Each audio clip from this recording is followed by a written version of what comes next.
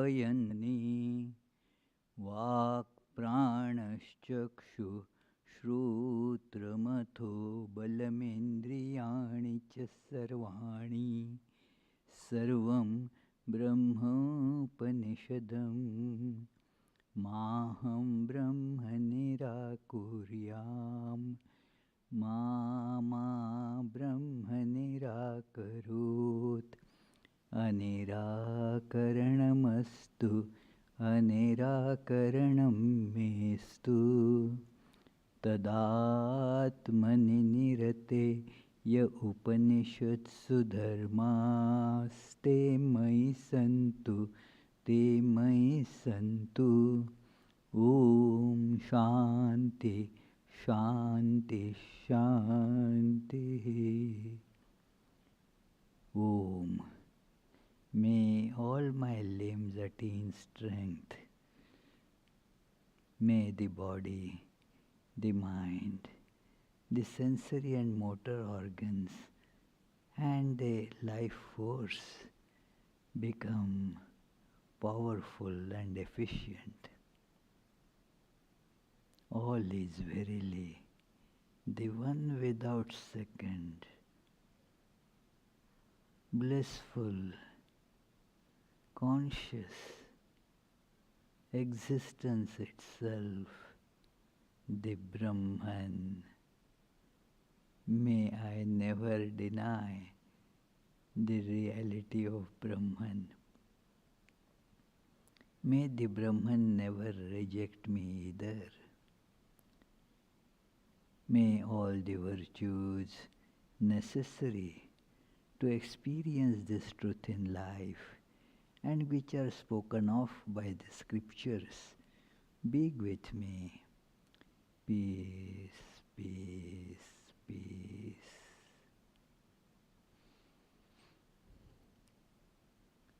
Let us meditate on this truth of transcendental oneness. Transcendence means by going beyond the forms, the shapes, and the names associated with them. Let us imagine I am an ice cube in a big tray of ice cubes. I feel I have a separate individuality. I feel I am different from others. I feel some other ice cubes as my friends, relatives, some others as my enemies, or neutral.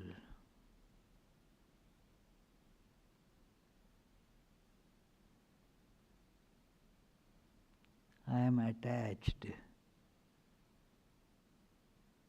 to my particular shape, particular form, and I think I am that. Others are very different from me.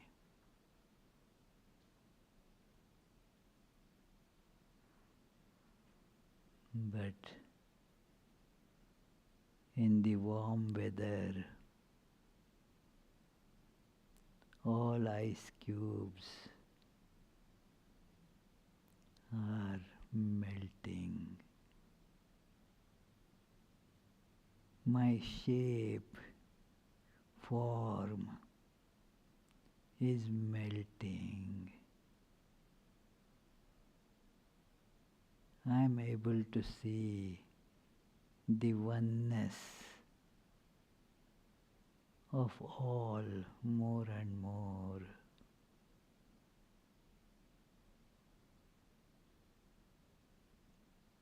As the melting completes. The shape is gone, form is gone. The name ice cube is also gone.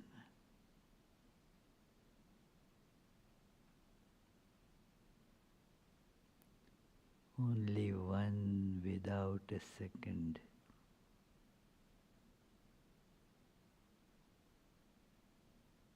All pervading.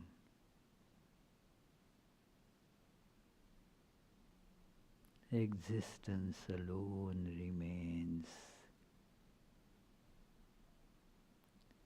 I am that. Om, peace, peace, peace.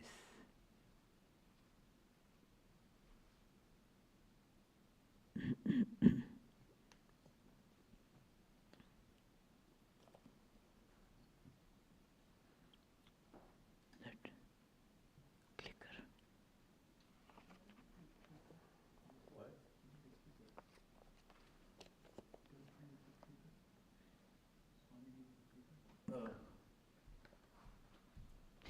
It didn't click in him.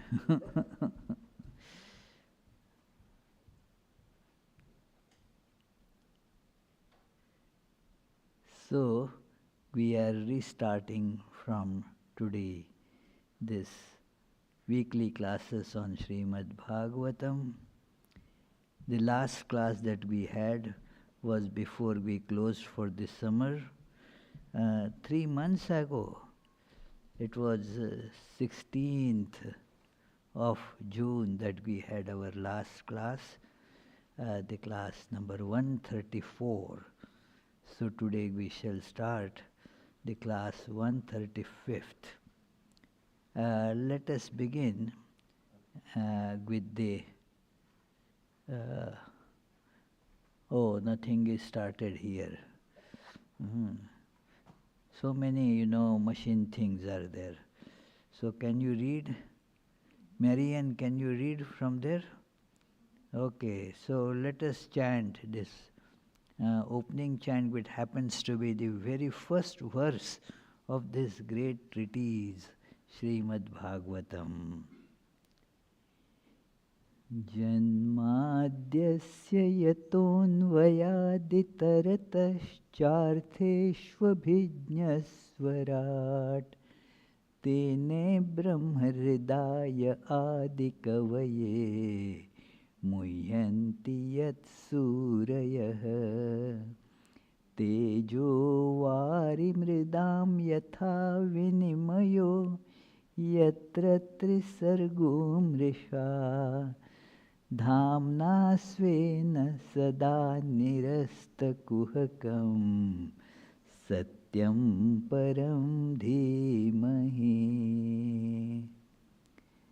That from whom creation, sustenance and dissolution of the universe take place, who is both the instrumental and material cause of it, who is omniscient, is the only one having self-mastery, being the one independent entity, who illumined the mind of Brahma with the Vedic revelation, whose wisdom is the wonder of even the greatest sages, in whom the world of the three gunas subsists, just as the combination of materials like fire, water and earth subsist in their causes without changing their elemental nature, in whose consciousness there is nothing false. On that truth supreme we meditate. And this is the purpose of this great text. Meditate on the truth supreme so that we can experience the truth supreme.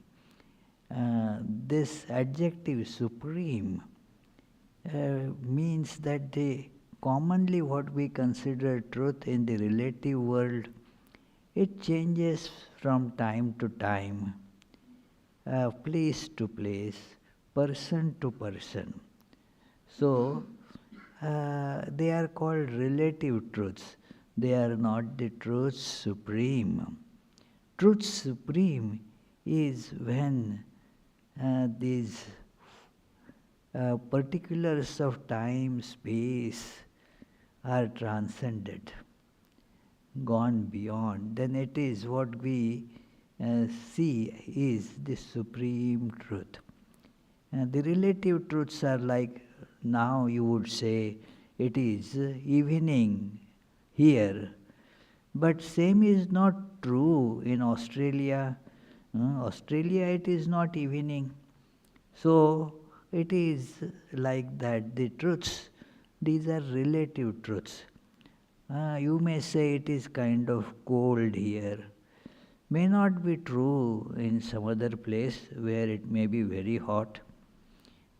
I was talking to one devotee in Brazil, and being in the southern hemisphere, the temperatures, the climate is exactly opposite. When we have summer, they have winter.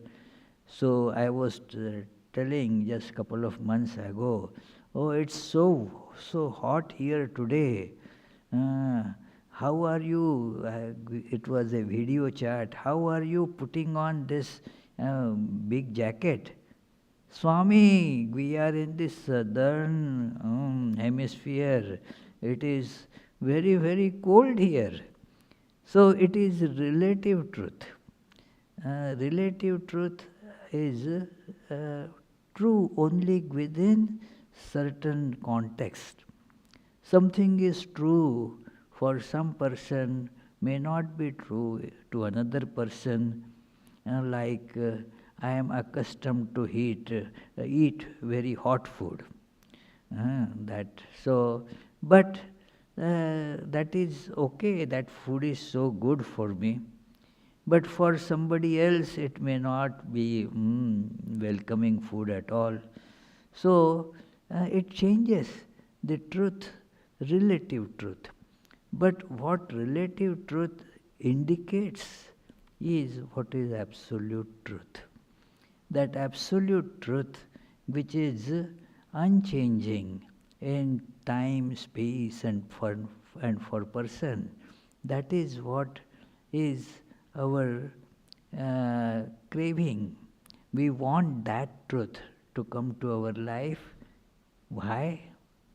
Because in that truth we attain the supreme bliss that we are seeking. The fleeting bliss or happiness that we get, for example, by eating a candy, you may get a pleasant sensation for maybe a second or so, and then it vanishes. So, these joys in the world, they are fleeting joys. They come and go. They are not real at all. So, where to find the true joy? The joys that we have in the world, the fleeting temporary joys, they also have a reaction. And that reaction is misery. We encounter misery because of that. So, in this world, this is every joy is matched with corresponding sufferings. There is so we are looking for the real true source of happiness. That true source of happiness is also this supreme truth. When we see the supreme truth, then all our desires are gone because we have the absolute joy. So this absolute joy is called God. According to the Hindu ideas, the God is Satchidananda, means existence itself, absolute existence, absolute consciousness, and absolute bliss. Satchidananda, that is how we express this awareness of the supreme truth. getting which nothing remains to be gotten. Otherwise, we keep on looking for, we like one thing, as soon as we get that, we start looking for something else. It is unending search, and therefore we soon forget what really do we want. It is therefore very special characteristic of this truth, that knowing this, nothing remains to be achieved in life. Everything is achieved. So that is why this is considered the supreme desire of human beings. Other desires are fleeting. In the childhood, you feel that this is my desire. After some time, that goes away. That is my desire. After some more time, that also goes away. This is my desire. Keep on shifting, that it is. I reminded one little child, means now he is not little child, now he is grown up. But I have known him from very early childhood, early babyhood, you can say. So at 2-year-old, he would say, this is the best thing, this is what I like, this is I want.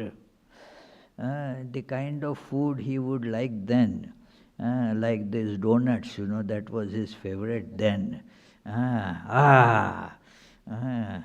It is, and he told me without any hesitation that is the best thing. You eat, Swami, please eat that. And now that is not something that I terribly like, So, but according to him at that time, donut is all that the world needs. Gradually things changed. It is so, and now he cannot even think of that food. So it is, I reminded him, look, how things changed. So our likings, our desires, if you just see, they change. And if you apply the logic, means what you see in the past, you extrapolate to the next, for the future, you can see that just as now I do not have the desire that I used to have for certain things earlier, in future, what I think are my desires, they also will not be there. So they were never our real desires. What is our real desire is this Satchidananda, the God. So this is being discussed in this book, the Supreme Truth. And the scriptures are of 3 types, especially the Hindu or Vedantic scriptures are of 3 types. One is the Upanishad, the philosophical scriptures. Upanishads and even Bhagavad Gita, you can think like that. It is the philosophical scriptures.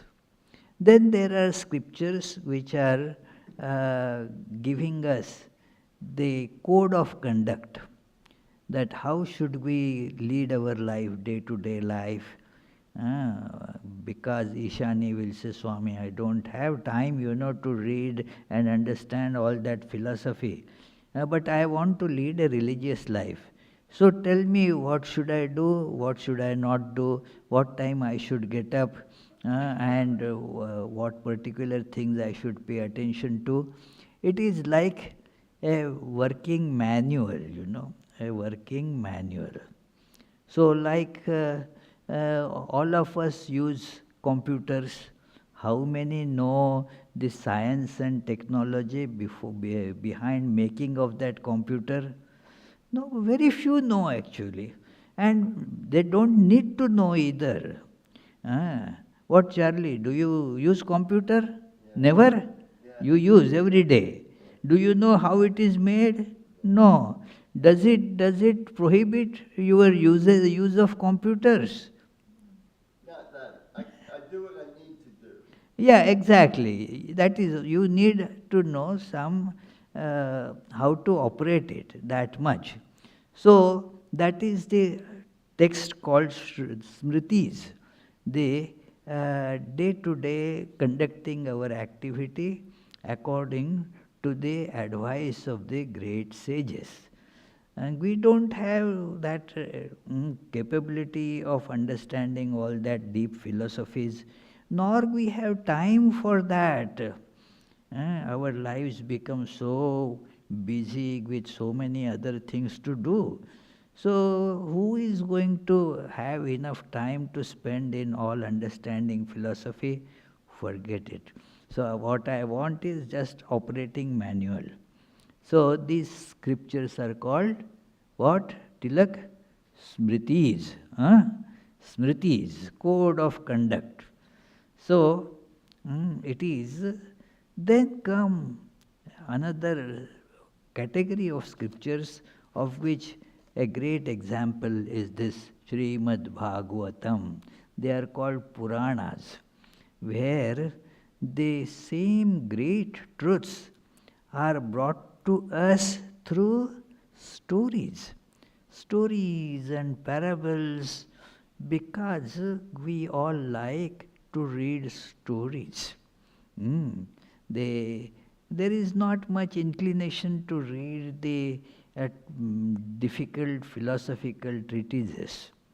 Who goes to read the that Kant's that theory of pure reason, treatise on pure reason, or practical reason? They're big books. In libraries, you can see that they just gather dust. It is. But look at Harry Potter. Everybody likes to read, you know. Uh, Not only children, so many the elderly people also enjoy reading these stories.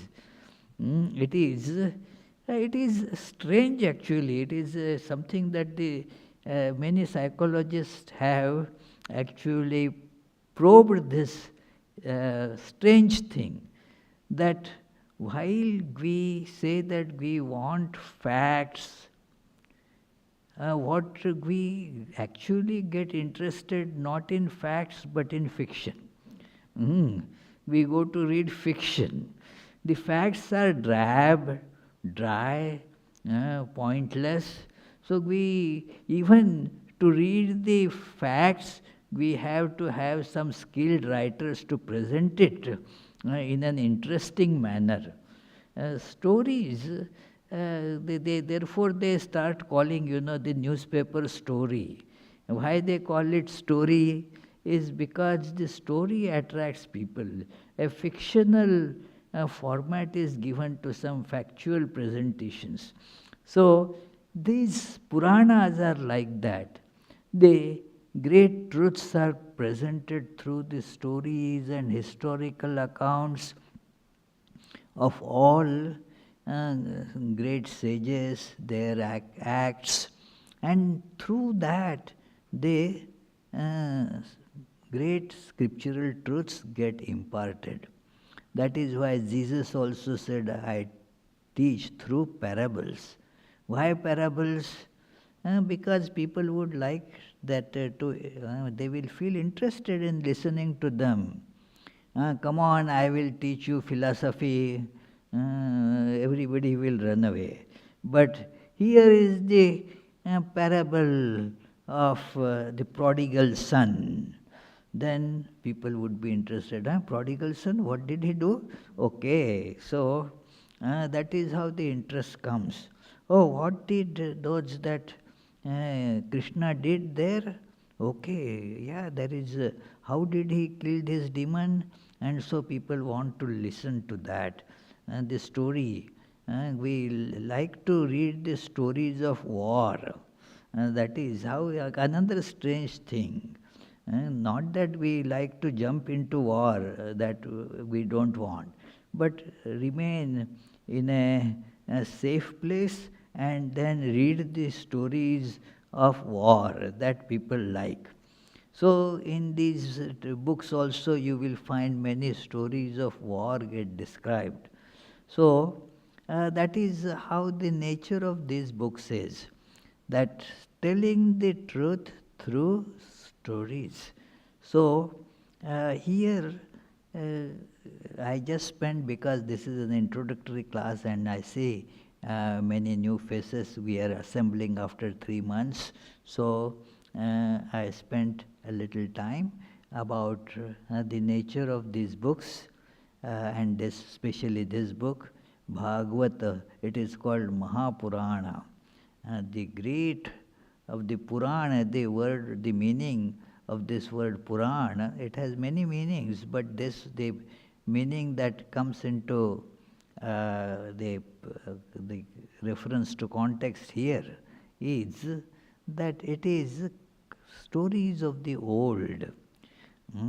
So it may not, you will not find those people right now living amongst us. This is something that happened ages ago. And just to emphasize this point, things are told about, say, minimum something is like 500,000 years old. So who is going to now know about that? Now things don't happen like that, but maybe 500,000 years ago it happened like that. So stories of the old times, so that is called Purana. That so, but they bring inspiration for all ages, because the truth remains the same, the supreme truth remains the same. So we were seeing, when we stopped, the wonderful story of the sage Dadhichi. And that came because there was, to move a little, backwards. Let me tell you that the Devas means those who are angels, good characters. They have predominance of good tendencies in them.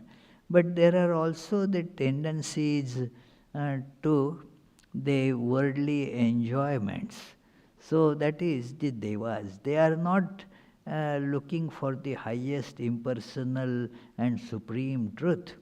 They are looking for just these worldly enjoyments, but have good tendencies.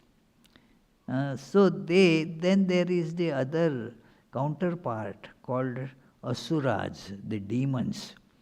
They also want enjoyments, but their tendencies are evil. Like somebody could be through lot of hard work, being industrious, can attain great wealth. Somebody would just go rob a person, kill the fellow, and get the wealth, get the money. So both are getting money. One is, the first one is having good tendencies to earn money. The other doesn't have the good tendencies, wants money by snatching, killing, and such immoral ways. So this is the difference between Devas and Asuras. Actually, they depict, these are the two tendencies in all human beings. These are actually psychological truths. It is, I remember when one day we had some children's class here, long back, and the children had come from some different, I think it was from the that Unitarian church in East Greenwich.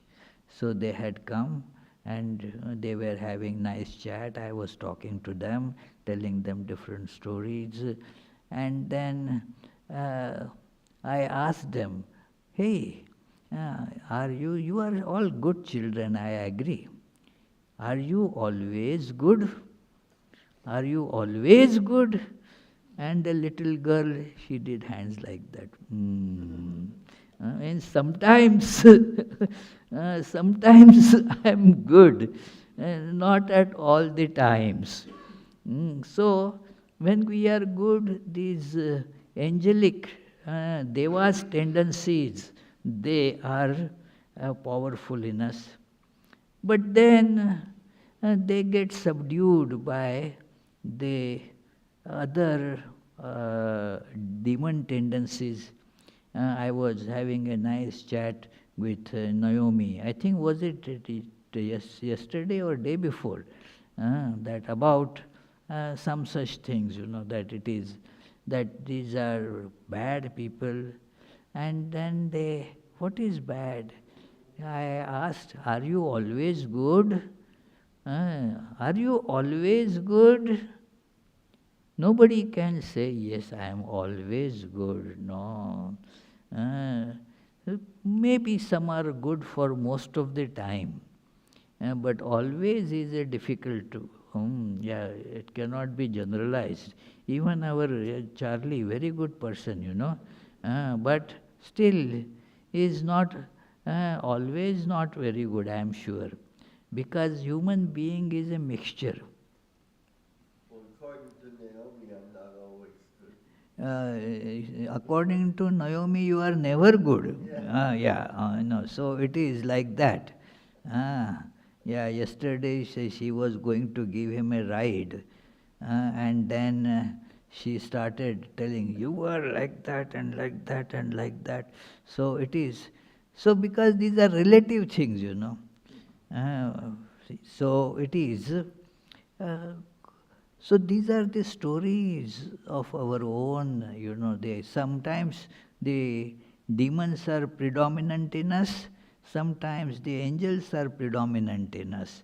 So that is the war between the devas and asuras, the angels and the demons. That is uh, symbolically presented as if it is a fight outside. Now, this fight was going on, and the story goes that because Indra, having attained supremacy by defeating the demons, you get puffed with ego when you become, victorious.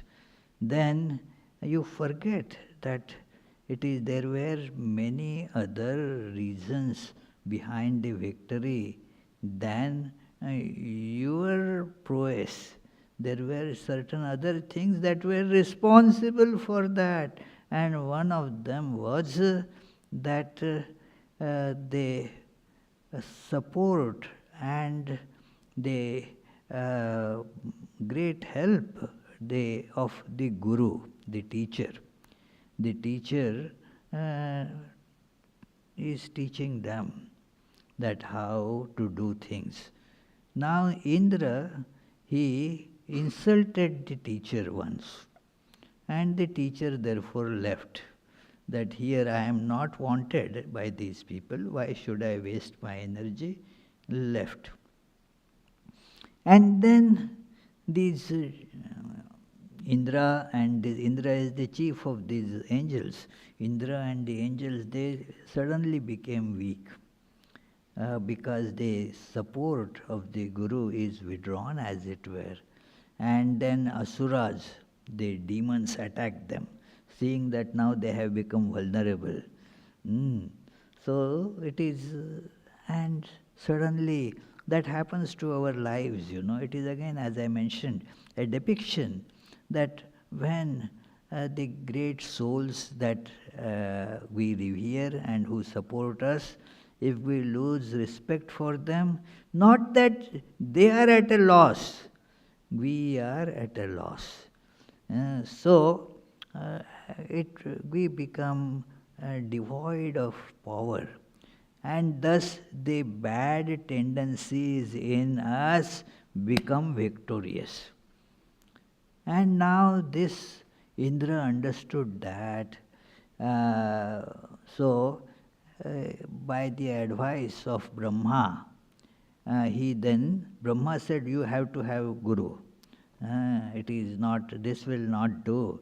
And he suggested the name of one Vishwarup, a great scholar and well versed in many scriptures. So let him be your guru, and things went on well for some time. But this Vishwarup had the lineage also from a demonic line. The lineage, his mother was from the demon side, so that things are mixed in him. I told you a story some time back. A little child asked mother, "Mom, how do we get made? Who makes us?" The mom said, "Oh, we are all from God." And this child sounded a bit confused. "But mom, dad was telling the other day that we come from monkeys." Now the mom got a little perplexed now what to answer. And she said very kind, "Oh, he was talking only of his side of the family." So it is that they might be coming from monkeys, who knows, but we come from God. So it is the impressions that genetically get transmitted sometimes are very, very strong. So Vishwarupa has a leaning towards the demons. And so he used to, secretly he started supporting the demons. And this treason was caught by Indra, and he killed Vishwarupa, his guru. And then Vishwarupa's father was Tvashta. He became very upset, and the fire of revenge, as it were, started raging in him, and he performed a sacrifice to create a son called, the name of the son was given Vritra. That Vritra became a very powerful. The sacrifice was done with the view that the son that will be born from this sacrifice will be powerful enough to kill that Indra. And he really became that powerful. The Devas had no answer to this Vritra's great power. Again, they lost everything to Vritra and ran to the Lord Vishnu this time. Lord Vishnu, they started meditating. Where did they go to meet Lord Vishnu? Very interesting thing.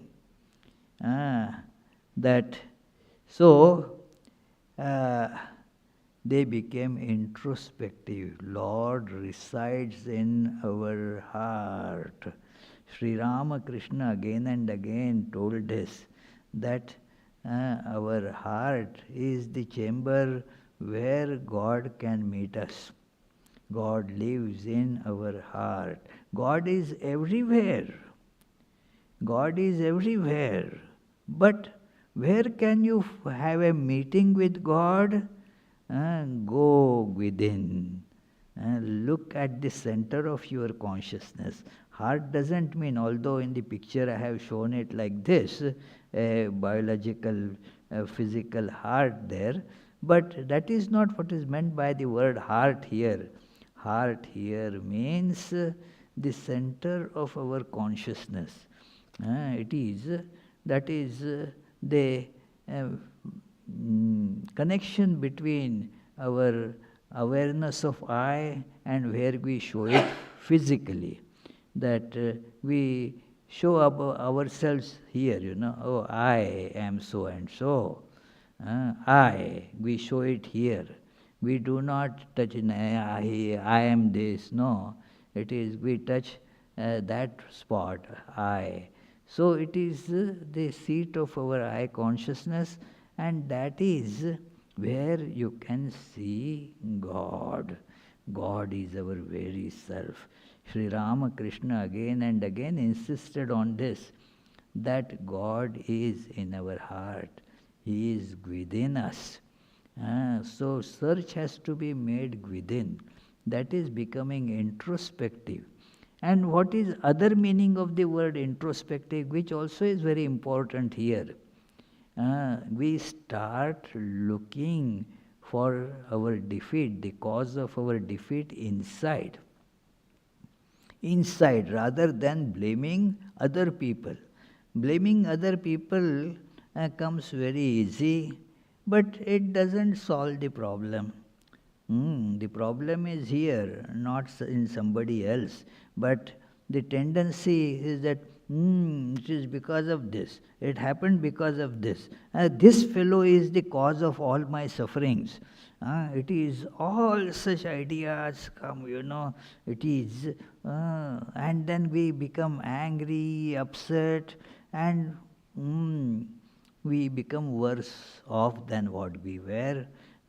Because there is no cause there. The cause is within. Cause is within us. That is to be, one has to find it. I had told some times back, but a very nice incident in my life. I was then a college student, and then didn't get the grades that I was expecting to get. And then, in fact, I got F. And do you want it? No. So, and then I blamed my professor. I had a very bad argument with him, and so therefore he deliberately gave me F. Or because of this and because of that. That is how, see, the corruption is everywhere. You can keep on blaming that. And my so-called these friends also, they started fanning this. It doesn't cost them anything. Oh, yeah, we know that these things happen. Yeah, you are a very brilliant student. But one friend told me, hey, you are intelligent, but you are not as intelligent as you think you are. Now, initially it came as a blow. What do you suggest? Just see within. Examine yourself. Did you do everything right? Did you pay full proper attention in the classes? Did you study well? Did you answer the questions right? And the problem was there. Blaming outside is simple, it comes very easy. But introspection. Without introspection, there is no really progress. And it destroys the peace of mind. And we find the cause right there. This is how the gods did, and consulted Vishnu, and then started praying. And Lord suggested the way that how their prayer was understood, that how can they win the war against this tremendously powerful enemy, Vritra. He was so powerful and ferocious that all the celestial weapons that they hurled at him, he just swallowed them as if they were nice candies. So he took and ate them, finished. So now the problem was there. So Vishnu, the inner awareness, told them, he advised them to go to the great sage Dadhichi, who was the original instructor of Narayana Kavacha. The Narayana Kavacha is it is actually a hymn, Narayana Kavacha. Means you protect yourself by thinking of Narayana, the God. Narayana, the meaning of this word is Narena ayanam iti narayanam. That is how the derivation of this word is. Narena ayanam means that which is the proper path for human beings to follow. The goal of human beings, that is called Narayana. So Narayana is that. And so by remembering our goal of life, remembering the proper conduct that we should follow, uh, how we should conduct ourselves as the human beings, all that makes us get this Narayana Kavacha, the Narayana armor. Kavacha means like an armor, a protective armor. So the Narayana becomes a protective armor. And he said Dadhichi is the original giver of this Narayana Kavacha. So now he had been performing austerities, and that has purified his heart. So pure and so powerful. Purity actually gives a very special kind of power. If a person's heart is pure, intentions are pure, then that person acquires a very special power. He said Dadhichi has such power that his bones have become tremendously strong. And if he can give you your bones, his powerful bones, then from that powerful bones you can make a weapon that alone will be able to kill this Vritra. And that weapon, gradually we will see that he approached the sage with the request to give his body. By the limbs of this very powerful body, you can get the great weapon Vajra, the thunderbolt. This weapon, augmented by my power, this again has to be remembered. Every weapon gets its power by connection to God. God powers it. Like all these light fixtures, of course, you see what is the wattage, what is the lumens, and all that to see how much light they can give. But this is clear that unless there is the connection with electricity, which is the real source of power, whatever may be their wattage and whatever other features, nothing of them will give light. So unless connected to this supreme truth, Lord, nothing works in life. So connected Lord told them that that augmented by my power will help you to kill that Ritra. And thus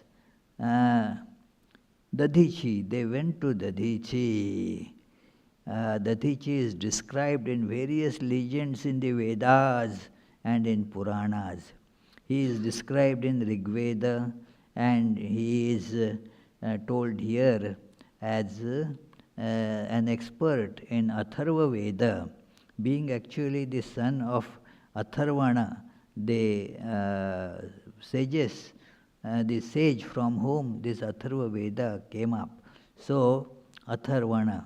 So, it is being a son of the sage Atharvana, and he is credited with, this Atharvana is credited with compilation of Atharva Veda. So, this is Dadhichi.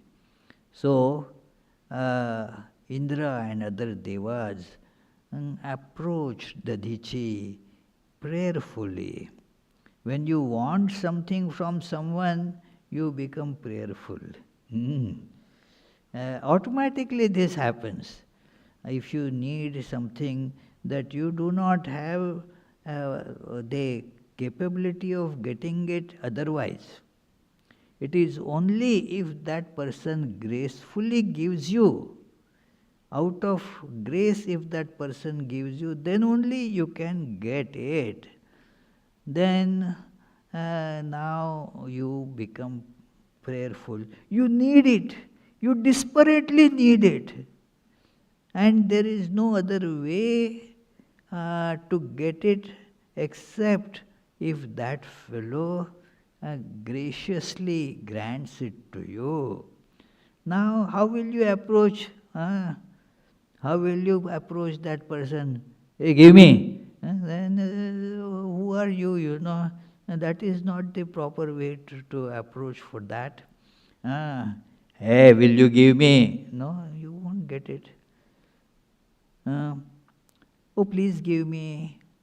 That also will not do, because you are saying please, but you are not having that intensity or yearning for it. There should be the yearning for it, that I really, really need it. Please give me. This is the question of life and death. So be kind, please give me.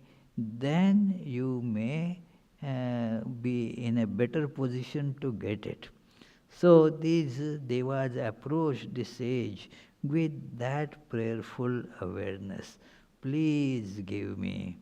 And that is how you see the disciples, they approach the teacher with that kind of prayerfulness.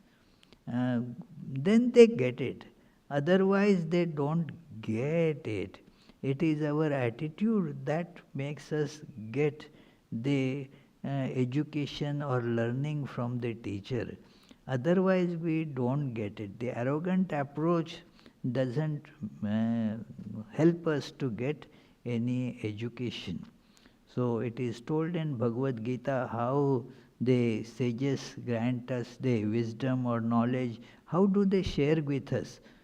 Tad vidhi pranipatena pariprashnena sevaya upadekshanti te jnanam jnaninas tattvadarshana. In 4th chapter you read this beautiful verse that it is by saluting. Saluting is symbolic. What does it mean, salutation? Means you are surrendering your ego. That is the meaning, the purpose of salutation. It is not just a formality. That it is, oh, okay, okay. That is not salutation in that sense. It may be formally a salutation, but salutation means you are actually ready to give up your egotistic attitude. That is symbolized by this salutation. So, pranipatena, it is then pariprashnena, pouring out the yearning in one's heart in the form of a question or a request. And then sevaya means you move forward to do the service to the teacher. That serviceful attitude, these help. Then the knowledge pours. Not that the teachers are holding it back, but you are not able to get it because you don't have this password. That password is these three things. There should be that salutation, one letter of the password. Then second letter is pariprashna, the proper presentation of the yearning of heart, and seva, the service to the Guru. So it is these three together that forms the password that opens that whole file of wisdom before us. So this is what these devas they did. And then Dadichi heard their prayer. And what the prayer was, oh, give us your body. Well, I can give something or other. Yeah, if you want, say, some money I may be able to give you, I may be able to give you certain things that I have, but what you are asking is my body. He said smilingly to them, don't you know how desperately one clings to one's body? Body is the Atman for ordinary human beings. Body is I. And we are identified with body. It is a very erroneous thing that we hold on to. Actually, if you examine, then you know that you are not body. But we cling to this, I am this body. And so it is impossible to joyously, willingly give up the body. So Dadichi said, hey, what are you asking for? This body is what human beings cling to as I. Do you mean I should give this to you? For what and why? It is too much of an asking. He was testing them. And then the Devas replied that it certainly is the case for ordinary mortals, but not for sages like you, who hold the body only for the good of the world and are thus ready to sacrifice it for a worthy cause. For them, the body is not they. Body is an instrument that they have, they use that as an instrument. It is like somebody, can you give me for some time this, you have this wrench. I need to do some work. Can you give me your wrench? Okay, take this. So body is like for them an instrument. They are not body. Nobody is body, but we are not aware of this truth. And so we hold on to it very desperately. This sage knew, okay, Dadhichi agreed and gave up his body through supreme yoga. How will you give up the body? It is, suppose, take the example of the wrench. If the wrench is tied to my hand, is stuck to my hand in such a way that even if I say, take this wrench, it will have to be cut from my, the hand will have to be cut to get it. Because it is identified, joined with that hand like that. So the body is joined with us. So how to separate it? It is just as body is like the clothing. You just unbutton your say jacket, so it is like here Tilak is wearing this jacket, rather warm. So when he goes to bed, he may not put it on, he will unzip and keep it aside. It will be similarly, you can say unzip or unbutton the body. Okay, let me keep it aside or give it to somebody. So that is what? That is the yoga. We don't have time to discuss that today, but this is how Dadhichi gave it. I have fast forwarded in this a lot of things that it is, and in our next class we will try to take it. And a fierce battle ensued between Vritra and Indra. The powerful weapons of Vritra's army did not even make a scratch on Indra and other devas. Like the vulgar and harsh words hurled by silly people do not make a scratch on the minds of the sages. The sages remain calm. Let them talk whatever they want to talk. They don't get perturbed at all by what people talk about it. So it is like one man was giving hurling lot of bad words to Buddha. And then he remained just calm. After a little while, when he was gone, this disciple, Ananda, asked him, hey, he told so many things about bad things he told to you. Why did you not tell him that this is all not right and he should not say like this and all?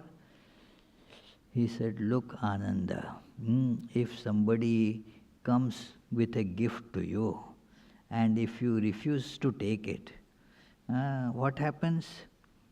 Well, that gift remains with that man. I exactly did that. That man came with a gift of all these abuses. I refused to take it. So that remained with that fellow. So if you get perturbed, that means you are accepting it. It is getting into you. So this is how we shall continue by the grace of God the study of this coming Friday. So let us conclude this last. This is the third verse which we use as the concluding verse after every class. निगमकल्पतरुर्गलितं फलं शुकमुखादमृतद्रवसंयुतं पिबत भागवतं रसमालयं मुहुर्हो रसिका भुवि भावुकाः. O devotees, quaff, quaff to intoxication this nectar of the fruit of the tree of Vedas, flowing from the mouth of the great sage Shuka and mixed with the ambrosia from his words. Any questions? Tilak has one question here.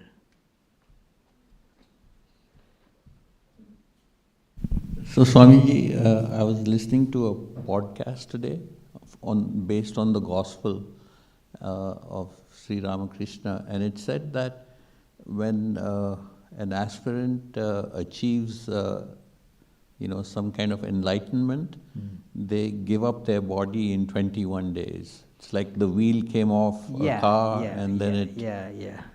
We were having discussion on this in our morning class, that the body, that it's the neural network has no capacity to hold on to this supreme awareness, and so it falls. It is only in a very few people which have the special mission for them to impart this truth to world. Their body which is withstood, otherwise not. Because our body, the nervous system in us, it is capable only of having subject-object consciousness. I am so and so. I am Tilak Verma. I have this business. This is my wife. These are my children. This is my house. So that kind of subject-object awareness alone, this neural network is capable of handling. I am the whole universe. Even try to think, one gets, numbed by that. This doesn't give that example in all these common buildings. The wiring is made like 20 ampere wiring. If somehow more than 20 ampere current gets into that, the wires will melt, burn, it may cause fire, whatever, But the wires will not be able to take that. Our nerves are like the wires.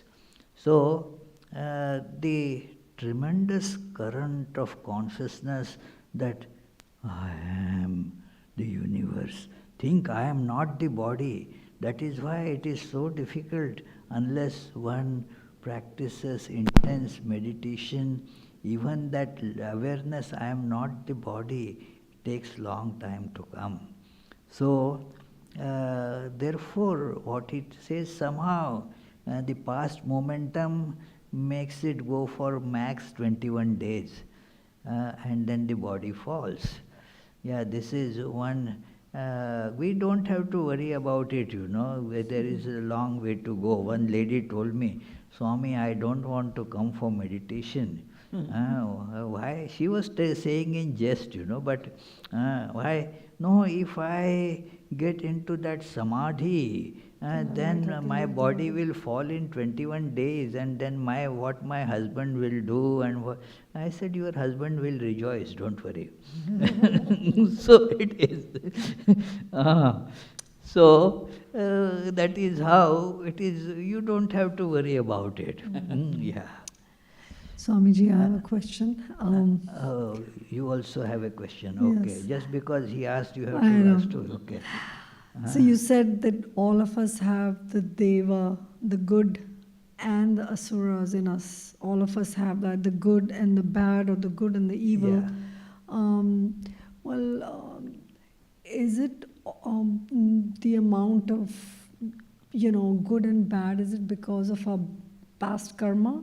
And the second part I want to ask is, a lot of people believe in astrology in India, and they'll tell you, your planets are not You just right. please hold it to you. Lot of people believe in astrology in India, and they'll say, your planets are not right, that's why you did what you did.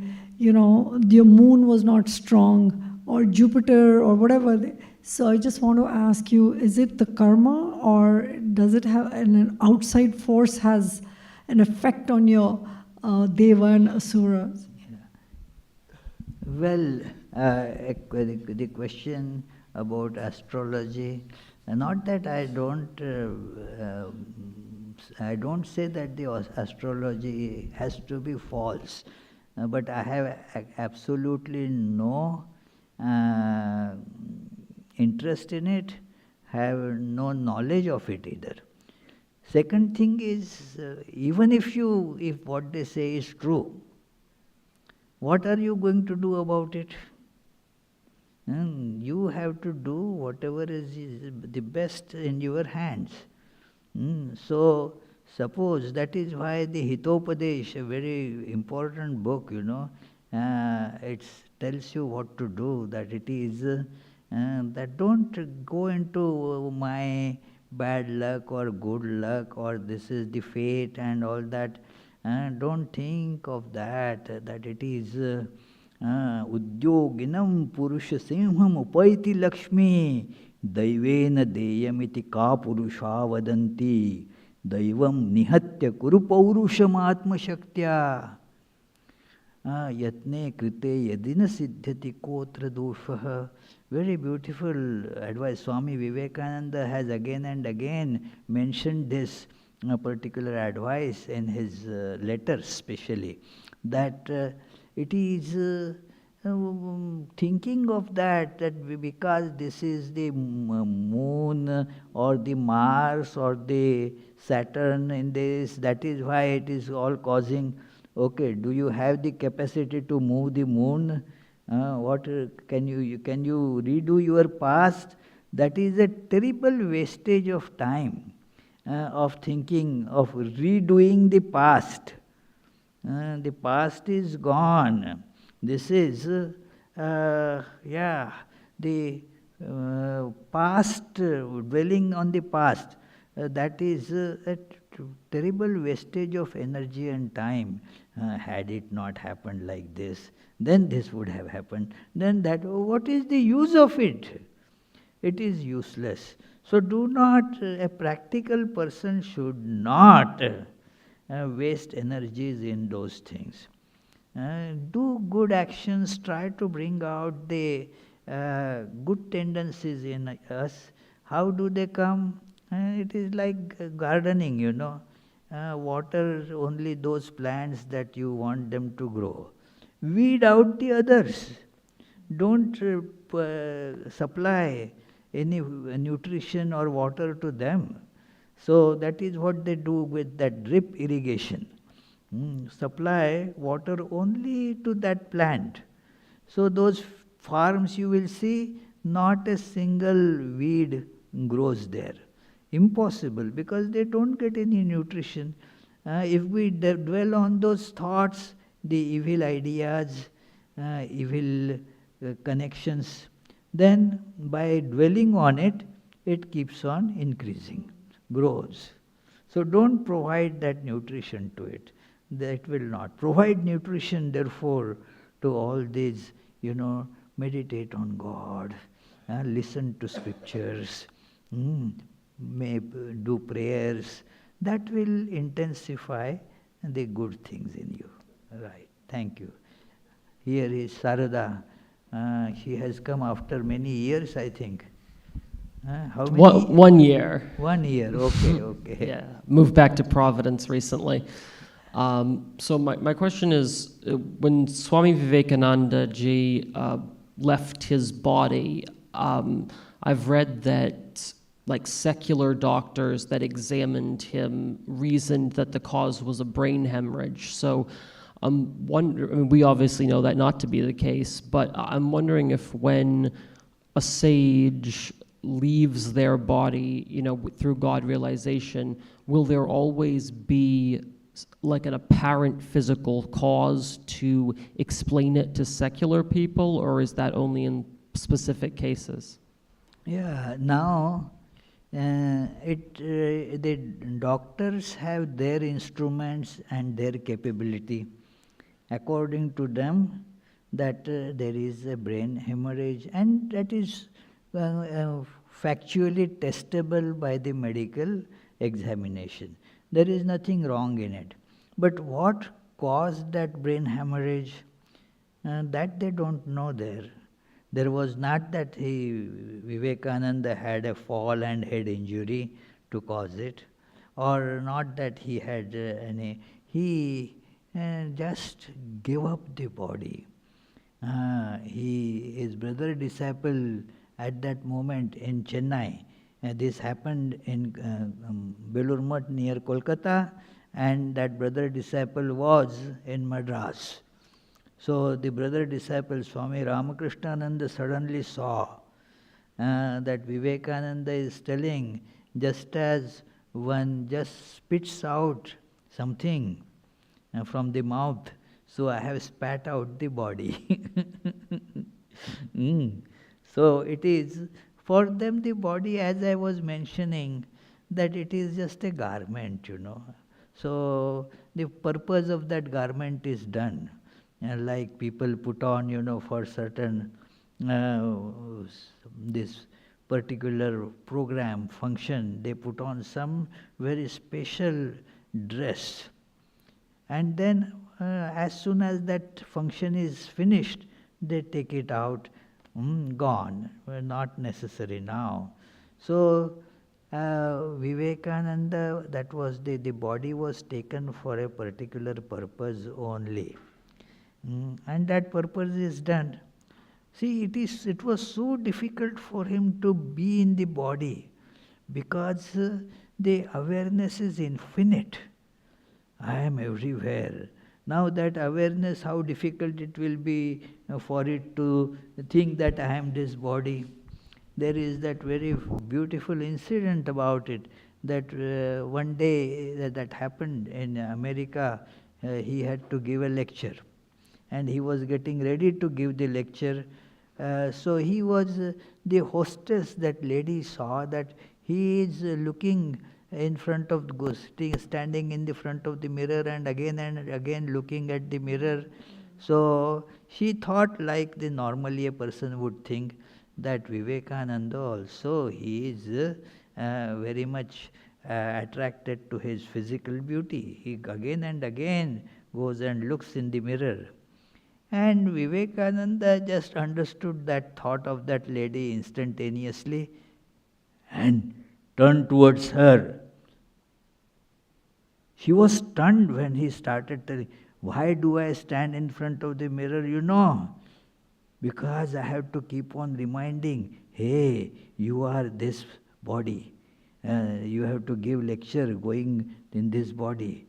Otherwise that body awareness is not there at all. So That is how it is with these people. Yeah. So they can easily give up the body whenever they want. So let us conclude. Hey, any question up there, dear Ajay?